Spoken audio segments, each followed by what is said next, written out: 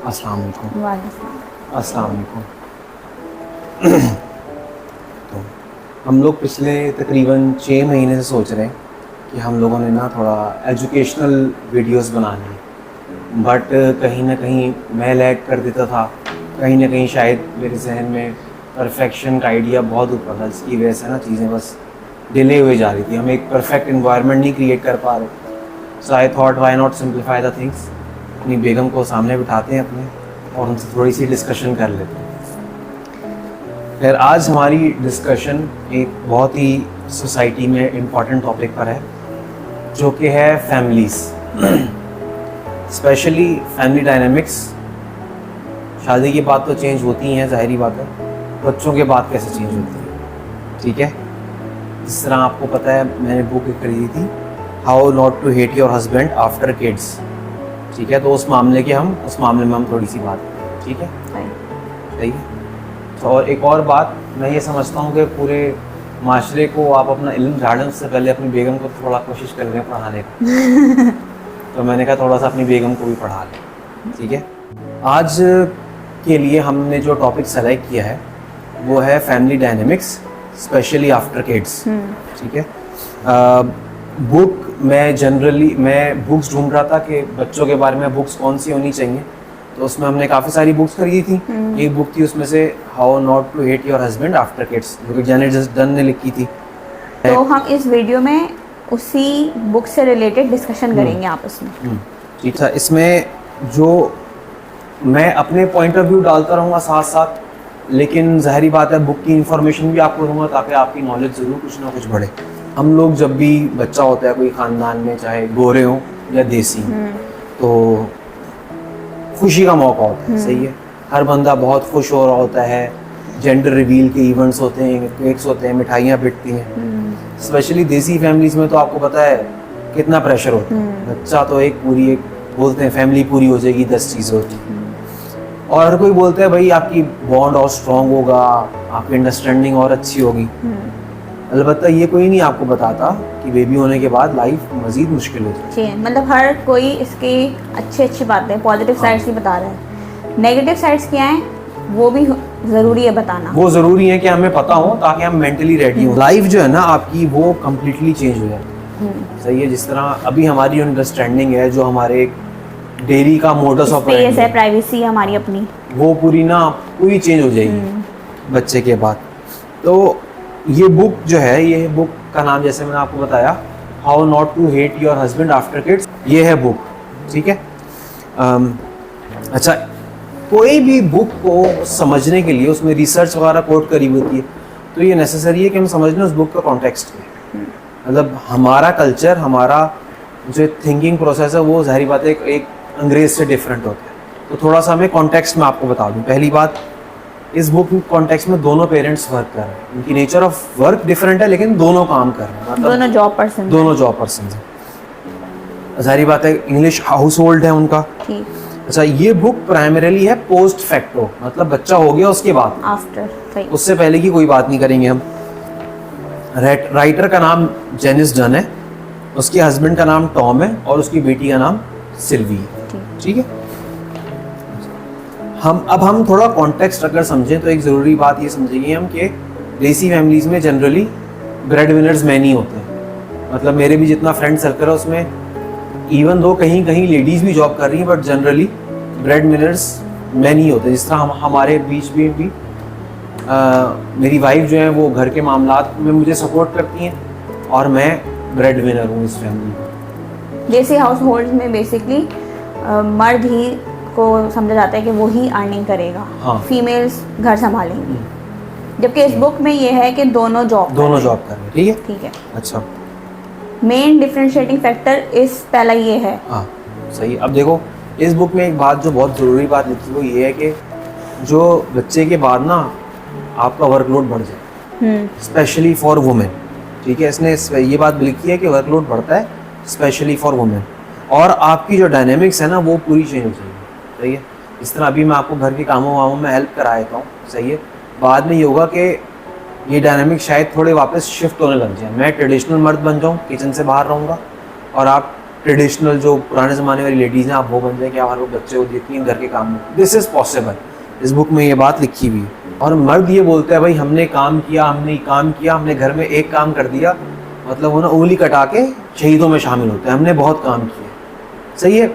अलबत्ता Janice done ये बात कहती है, रिसर्च ये बात कहती है कि मर्द काम करते हैं, मर्द की नेचर मतलब फैसिलिटेट करते हैं, इनकी नेचर थोड़ी चेंज होती है, वो ओपन एंडेड और फन एक्टिविटीज़ का काम करते हैं। सही है। लेकिन जिस तरह एक अंडरस्टैंडिंग हमारे बीच में कि बच्चे का पैम्पर आप ही चेंज करेंगे, ठीक है, और ज़्यादातर मर्द ऐसे ही सोचते हैं बच्चे का पैम्पर माँ चेंज करेगी, उसको नहलाएगी माँ।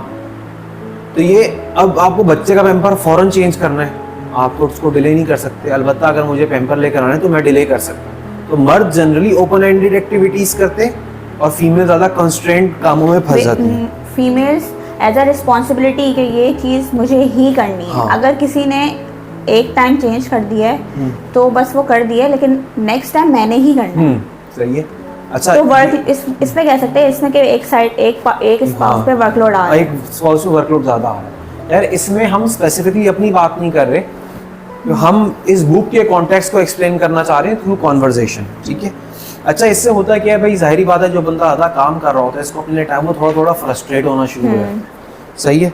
उसकी वजह से क्या होता है भाई, आपकी लड़ाइयाँ बढ़ जाती हैं, गुस्सा आने लग जाता है। फ्रस्ट्रेशन की वजह क्या है, वो जो भी पार्टनर है वो समझता है कि सिर्फ मैं ही काम कर रहा हूँ और मुझे अपने लिए टाइम नहीं मिल रहा।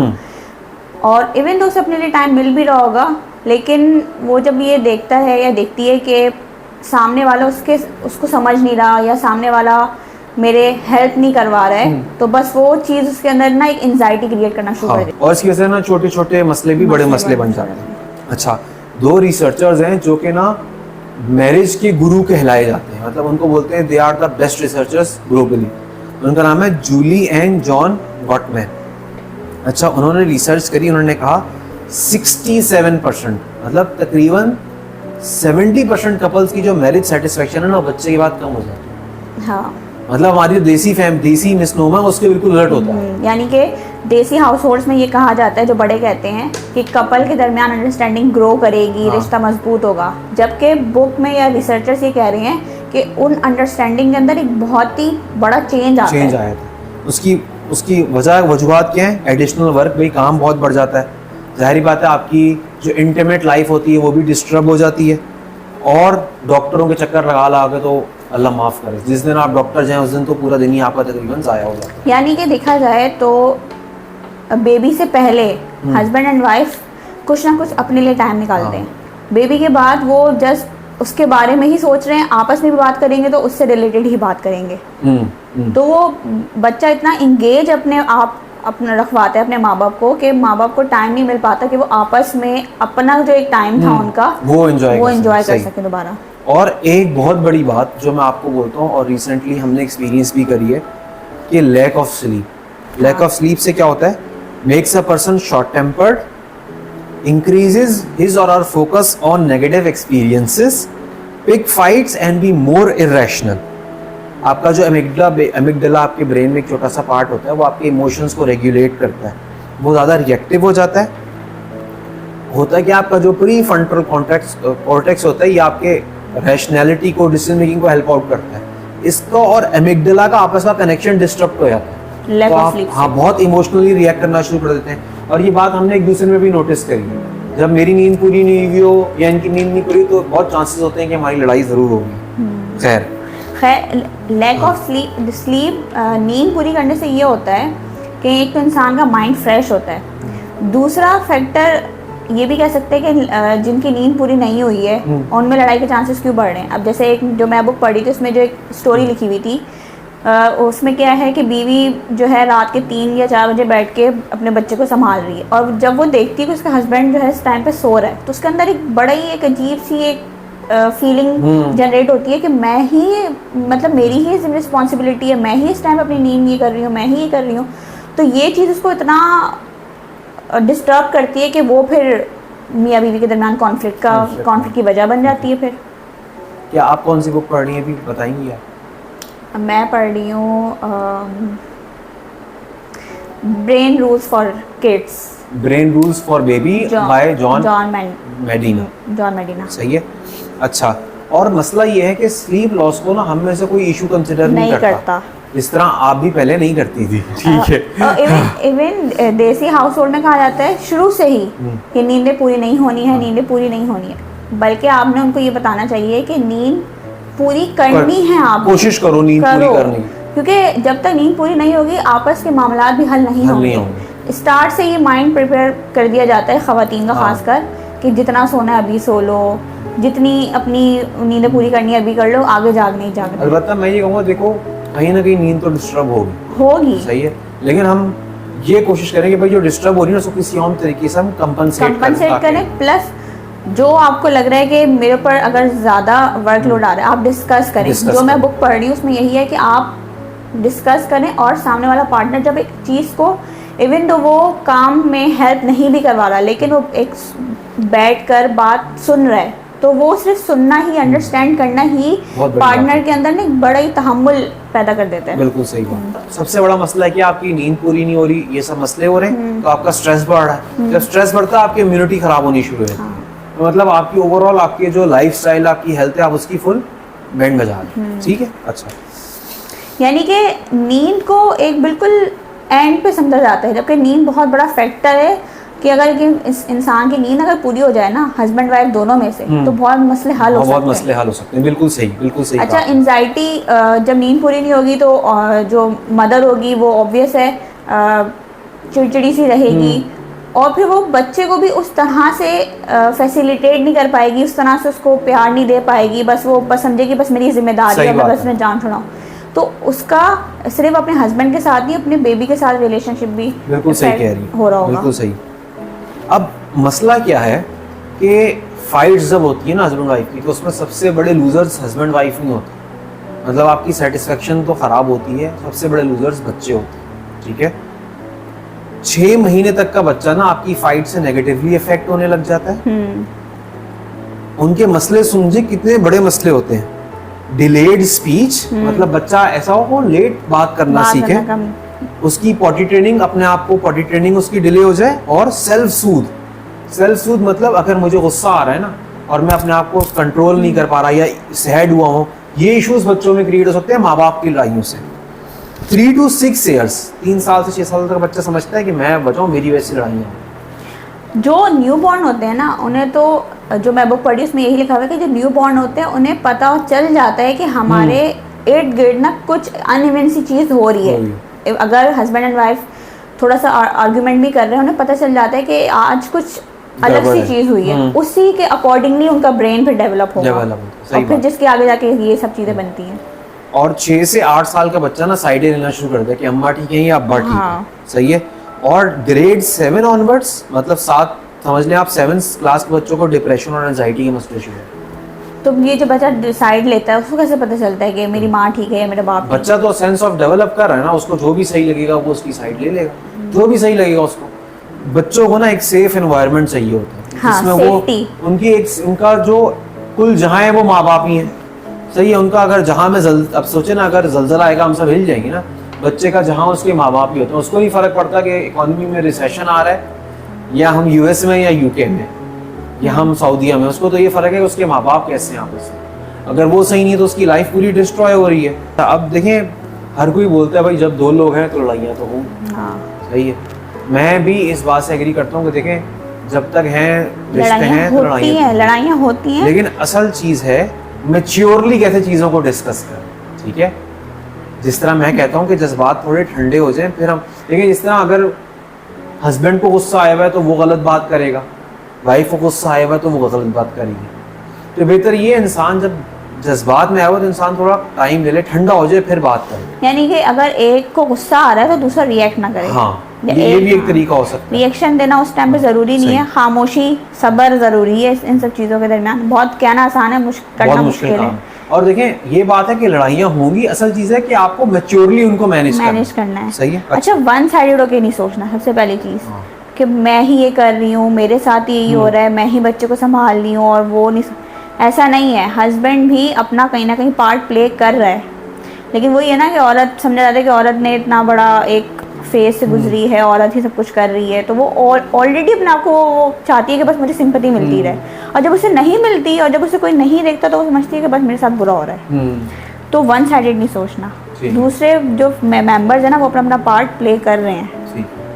अच्छा, अब अफसोस की बात क्या है कि जो असल हिट आती है ना माँ बाप की लड़ाइयों से, देखें एक तो बच्चे की पूरी वो डिस्टर्ब हो रही है, असल हिट आती है बाप की बच्चों के साथ रिलेशनशिप के साथ। जो माँ है ना वो जनरली टेंशन को साइड पर रख के बच्चे का ख्याल कर लेती है, बट फादर्स नहीं कर पाते। इसका मतलब अगर बहुत लड़ाइयाँ हो रही हैं तो ऑन एवरेज फादर और औलाद की जो रिलेशनशिप है वो ख़राब हो जाती है। और चक्कर यह है कि फादर दिनों तक परेशान रह सकते हैं, ठीक है, दिनों तक, मतलब मसला हल हो गया, फादर उसके बाद दिनों तक परेशान रह सकते हैं और गुस्सा बच्चों पे निकाल सकते हैं। तो आप देखिए इफेक्ट कितना आ रहा है, ना सिर्फ बच्चों का हेवन डिस्ट्रॉय हो रहा है, बल्कि एक फादर की अपनी औलाद के साथ रिलेशनशिप भी ख़राब हो रही है और वो काफ़ी दिनों तक भी मसले चल सकते हैं। तो कितना इंपॉर्टेंट है कि हस्बैंड वाइफ अपने लड़ाइयाँ अच्छे तरीके से सुलझाएं।